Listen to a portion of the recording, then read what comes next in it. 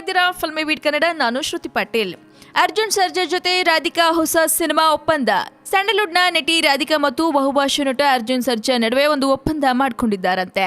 ಅದು ಯಾವ ಒಪ್ಪಂದ, ಏನು ಒಪ್ಪಂದ ಅಂತೀರಾ? ಹೇಳ್ಬಿಡ್ತೀನಿ ಕೇಳಿ. ಒಪ್ಪಂದ ಎಂದಿದ್ದು ಇವರಿಬ್ಬರ ಹೊಸ ಸಿನಿಮಾ ಕಾಂಟ್ರಾಕ್ಟ್ ಬಗ್ಗೆ. ರುದ್ರತಾಂಡವ ಚಿತ್ರದ ನಂತರ ರಾಧಿಕಾ ಚಿತ್ರರಂಗದಲ್ಲಿ ಕಾಣಿಸ್ಕೊಂಡಿರಲಿಲ್ಲ. ಇದೀಗ ಮತ್ತೆ ಅರ್ಜುನ್ ಸರ್ಜಾ ನಾಯಕನಾಗಿರುವ ಕಾಂಟ್ರಾಕ್ಟ್ ಸಿನಿಮಾ ಮೂಲಕ ಹೀರೋನಾಗಿ ಬಣ್ಣ ಹಚ್ಚುತ್ತಿದ್ದಾರಂತೆ. ಎಲ್ಲ ಸರಿ ಹೋಗಿದ್ರೆ ಈ ಚಿತ್ರ 4 ವರ್ಷಗಳ ಹಿಂದೆಯೇ ತೆರೆ ಕಾಣಬೇಕಿತ್ತು. ಆದರೆ ಮುಹೂರ್ತ ನಡೆಸಿ ಸುಮ್ಮನಿದ್ದ ಚಿತ್ರತಂಡ ಈಗ ಹೊಸತನದೊಂದಿಗೆ ಚಿತ್ರೀಕರಣ ಆರಂಭಿಸಿದೆ. ಸಮೀರ್ ಈ ಚಿತ್ರವನ್ನ ಬರೆದು ನಿರ್ದೇಶನ ಮಾಡ್ತಿದ್ದಾರೆ.